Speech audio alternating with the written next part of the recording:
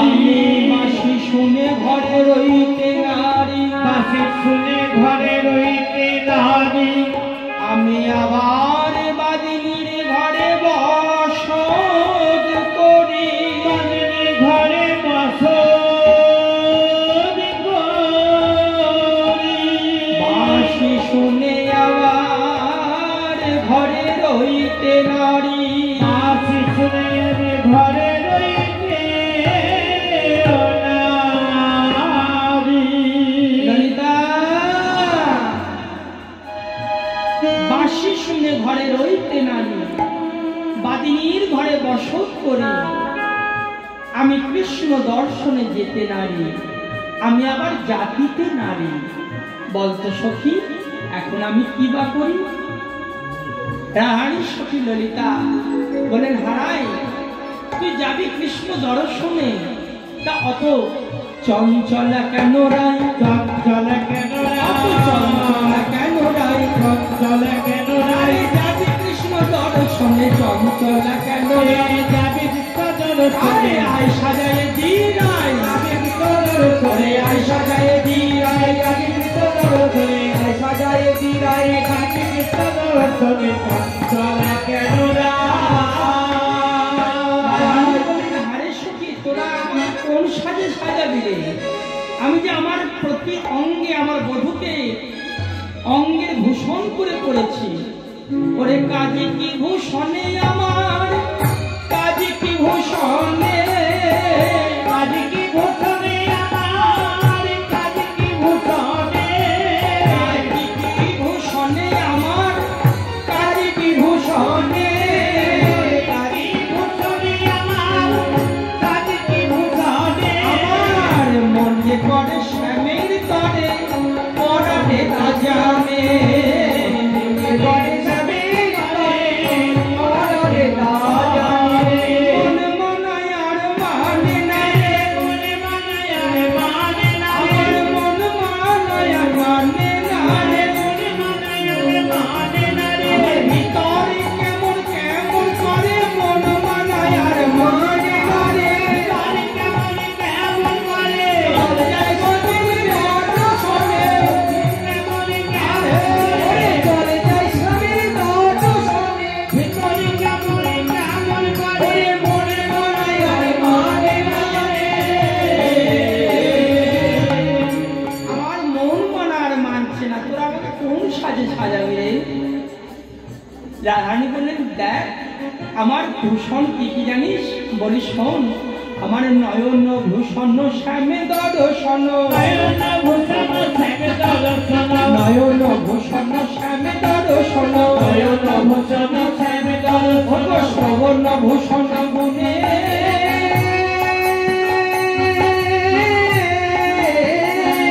আমার করিল ভূষণ শ্রীপদ সেবন বদন ভূষণ নামে, করিল ভূষণ শ্রীপদ সেবন বদন ভূষণ নামে।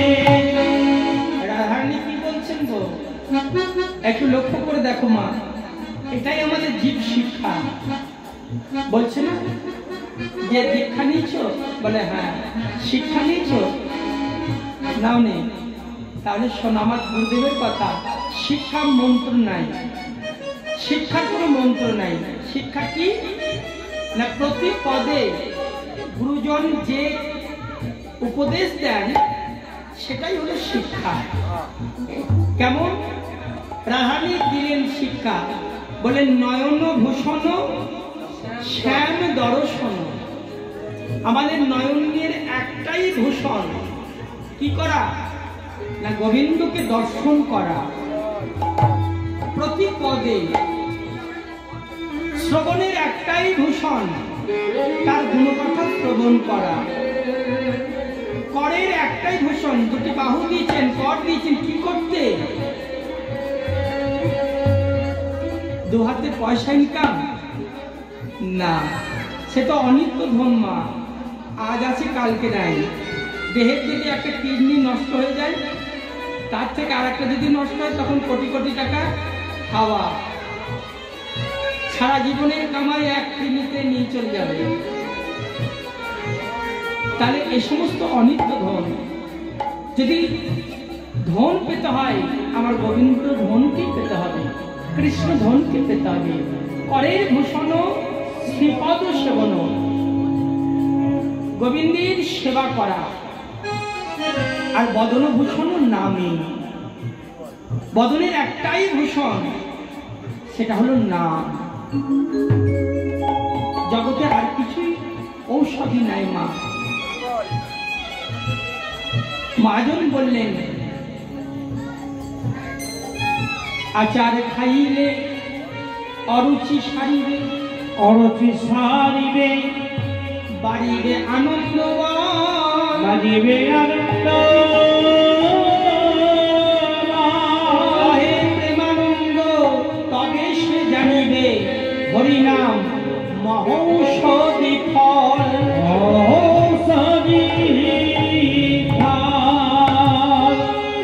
আচ্ছা বলো তো মা, আচারের নাম শুনলে কি আসে? পড়ে যায়নি তো? হ্যাঁ, নাম শুনলেই দেখো চলে আসছে। কিন্তু আমরা যে এই এতবার নাম করছি, নাম শুনছি, সাধুগুরু বৈষ্ণবের আঙ্গিনায় আছি, কিন্তু আমাদের চোখে দুঃখটা জল পড়ছে না। এখানে কবিরাজ গোস্বামী পাঁচ কলম দিয়ে বললেন, একা কৃষ্ণ নাম যদি লয়ে বহুবার, লহে বহু তথাপি না হয় অশ্রু, না হয় কম্পধার, জানতে হইবে অপরাধ আছয়ে প্রচুর, কৃষ্ণ প্রেম রতিবি, তাহে না হয় ওই অঙ্কুর।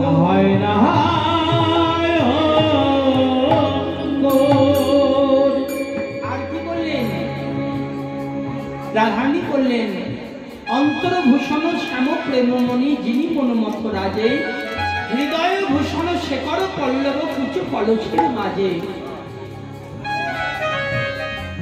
আর পিরিতি ভূষণ পতিতন মন, কহয়ে দাস গোবিন্দ, কহয়ে দাস গোবিন্দ। রাধারানীর সখীরা বলেন, হারাই তুই যাবি গোবিন্দ দর্শনে, আমরা সে জানি, কিন্তু বাঁশি বেজেছে, তুই যদি আলু ফালু বেশি যাস, গোবিন্দ দেখে বলবে রাধারানীর সখীরা রাধারানীকে দেখে না, এমন আলু ফালু বেশি পাঠিয়ে দিয়েছে, আয় আমরা সাজাইয়ে দিই। এই যেমন সাজতে লেগেছে, এধারে বাঁশি বেজেছে, এদিকে মন টানছে যাবো বলে, আবার এদিকে সাজতে গিয়ে যেটা সাজছে সেটাই সাজা হচ্ছে, যেটা সাজছে সাজতে গিয়ে সাজা হয়ে যাচ্ছে, সাজা হচ্ছে না। মহাজন বললেন, দেখো রাই সাজে বাঁশি বাজে না পাবল, রাই সাজে বাঁশি বাজে না পাইলাম, রাই সাজে বাঁশি বাজে না পাবল, রাই সাজে বাঁশি বাজে না পাবল। কি করিতে কি না করে সব হইল ভোর, কি করিতে কি না হলো সবই হলো ভুল, করিতে কি না হলো সবে হইল ভুল। যেটাই করতে যাচ্ছে সেটাই ভুল হচ্ছে। বলছেন কি করিতে কি না করে সব হইল ভুল। কেমন? চরণে কাজল করে নয়নে আলোকা, চরণে কাজল করে নয়নে আলোকা, চরণে কাজল করে নয়নে আলোকা। ও মায়েরা, আপনারা তো খুব সুন্দর সেজেছেন, আপনারা কাজল করেন কোথায়? হ্যাঁ, চোখে। চোখে নয়, ভুল হলো, চোখের পাতা। হ্যাঁ, কিন্তু আর আলতা পায়ের পাতায়। কিন্তু রাধারানী আজকে কি করেছেন না, চরণে কাজল করে নয়নে আলতা। তাহলে সাজা হচ্ছে? হ্যাঁ, হচ্ছে না, সাজাই হচ্ছে। বলছে সাজা হচ্ছে না, কিন্তু সাজা হচ্ছে। মহাজন তত্ত্বের দিকে বলছেন সাজা হচ্ছে না, কিন্তু সাজা হচ্ছে। তাহলে কি রাধারানীর ভুল হচ্ছে? বলে না, একজনকে কৃপা করছেন। কাকে? রাধারানীর তো নয়নে সখীরা কাজলই পড়ায়, কিন্তু সেই কাজলের বড় বাসনা। কি বাসনা? চরণে আলতার সৌভাগ্য দর্শন করে। আলতা সারাটি জীবন রাধারানীর চরণের পাতায় সারা জীবন জড়িয়ে থাকলো, চরণে স্থান পেল। তাই সেই আলতার সৌভাগ্য দর্শন করে কাজল আলতাকে একদিন বলছে, ভাই রে, তুই তো সারাটি জীবন রাধারানীর চরণে থাকলি, আমি তো কোনোদিন স্থান পাইনি। তো রাধারানীকে জানাস একদিন ভুল করেও আমায় যেন কাজল আমাকে পায়ে পড়ে। তাই সেই কাজলের মনোবাসনা পূর্ণ করবার জন্য রাধারানী কি করলেন? চরণে কাজল পরে নয়নে আলোতা, চরণে কাজল পরে নয়নে আলোতা, হিয়ার মাঝারে বাজে বঙ্কুরাজ পাতা, হিয়ার মাঝারে পরে বঙ্কুরাজ পাতা, আমার হিয়ার মাঝারে পরে বঙ্কুরাজ পাতা। বঙ্কুরাজ পাতা কোনখানে পড়ে? না কোমরে পড়ে, কটিতে পড়ে। সেটা কটিতে না পড়ে আজকে গলায় পড়েছেন। আর কি করছেন? মুকুরে আচরে গোপী বাঁধে কে শোভা, মুকুরে আচরে গোপী বাজে কে শোভা, মুকুরে আচরে গোপী বাজে কে শোভা। মুকুরে আচরে চুল আনাচ্ছেন কি দিয়ে? বললেন মুকুরে আচরে গোপী বাঁধে কে শোভা। বেশ মানে চুল, তাহলে কি দিয়ে চুল আনাচ্ছেন? মুকুর মানে কি? হ্যাঁ কি বলছে? জোরে বলো। না বলে জানতে পারবে না, বাদ দিয়ে চলে যাবে। মুকুর মানে কি গো মা? মুকুর মানে আয়না। ব্রজে ব্রজবাসীরা আয়নাকে আয়না বলে না, মুকুর বলে। হ্যাঁ, বা দর্পণ যাকে বলা হয়। তা সেই দর্পণের সত্য নাম হলো মুকুর। রাধারানীর সখীরা মুকুর অর্থাৎ আয়না দিয়ে চুল আনাচ্ছে আর চিরুনি দিয়ে মুখ দেখছে। মহাজন বলেন, হে রাধে, তোমার মুখ দেখাও হচ্ছে না, আবার চুল আনাও হচ্ছে না। কত সুন্দর পদ। মুকুরে আচরে গোপী বাঁধে কে শোভা, মুকুরে আচরে গোপী বাঁধে কে শোভা, পায়ে বাঁধে ফুলমালা না করে বিচার, পায়ে বাঁধে ফুলমালা না করে বিচার। পায়ে বাঁধছে কি? ফুলের মালা। মায়েরা চুলে ফুলের মালা বাঁধো না, কিন্তু রাধারানী সখীরা পায়ে ফুলের মালা পরিয়ে দিয়েছেন। পায়ে বাঁধে ফুলমালা না করে বিচার, পায়ে বাঁধে ফুলমালা না করে বিচার। গোপী চলিল চলিল চলিল চলিল চলিল চলিল চলিল, অনুরাগিনী গোপী চলিল চলিল, এই অনুরাগিনী গোপী চলিল চলিল, অনুরাগিনী গোপী পায়ে ফুলহার বাঁধি, অনুরাগী গোপী পায়ে ফুলহার বাঁধি, অনুরাগী গোপী চলিল চলিল। যেমন এমনি ভাবে চলেছেন। সবাই কেমন? শ্যামল অভিসারে চলো বিনোদিনী রাধা, শ্যামল বিচারে চলো বিনোদিনী রাধা, শোভূষণে ধনে ঝাঁকিয়াছে রাধা,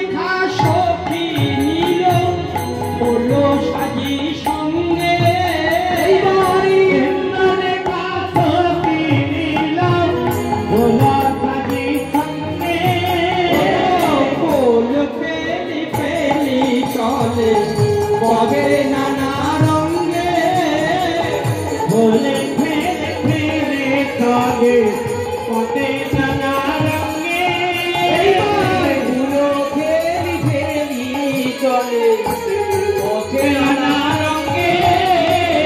কেন ফুল ফেলতে চললেন? কারণ পথে রাধারানীর পায়ে যদি আঘাত লাগে তাই ফুল দিয়ে বৃন্দাবনের পথ বিছিয়ে দিলেন।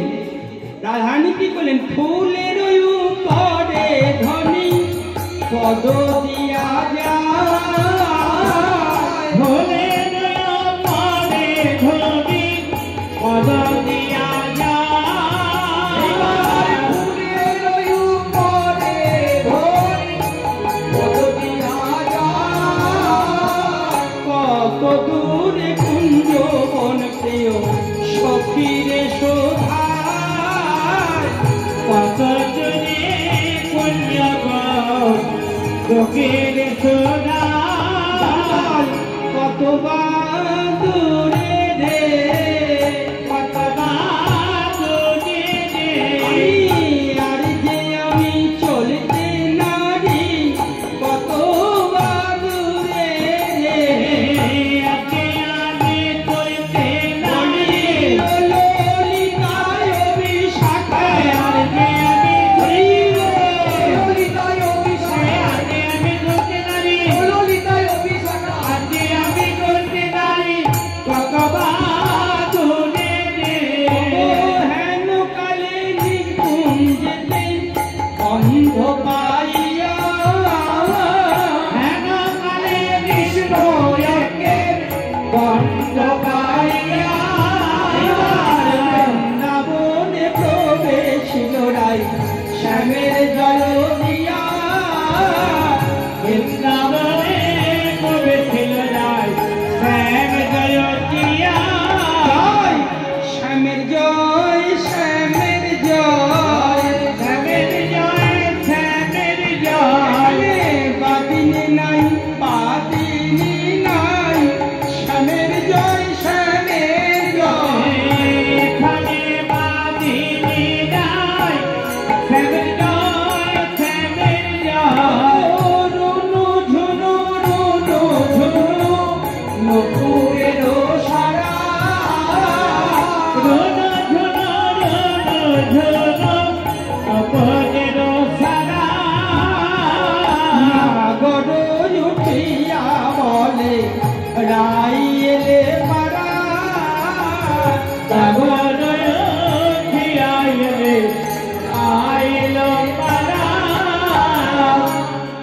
রাধারানী যেমন গোবিন্দের কাছে এসেছেন, গোবিন্দের একটি বাসনা ছিল। কি বাসনা? যে রাধারানী যদি আমি একবার পাই, তাহলে আমার পিতবাসের অঞ্চল দিয়ে আমি রাধারানীর চরণ যুগল মুছিয়ে দেব। তাই করলেন।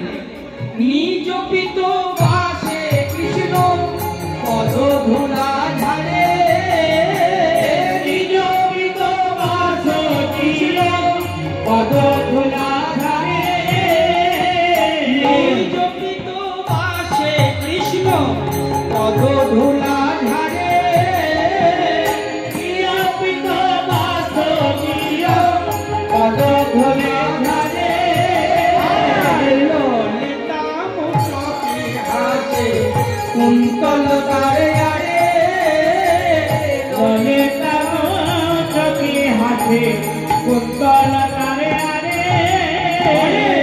ওই তো আড়ালে, ওই তো মারালে, ওই তো আড়ালে, আরে ওই তো মারালে, গরবিনীর বুকের পাটা, ওই তো আড়ালে, বাজাবে গোপের বাবা পায়ে ধরে সেধে সেধে, বড়গিরি ধরে সেধে সেধে, বড়গিরি মোরে বাবা পায়ে ধরে সেধে সেধে, বড়গিরি গোপের বাবা ওই তো মারালে, শ্যাম বামে মিলাল রসের মঞ্জরি, শ্যামা বামে নীলাল রসের মঞ্জরি, কেন দাসে মাগে সর্ব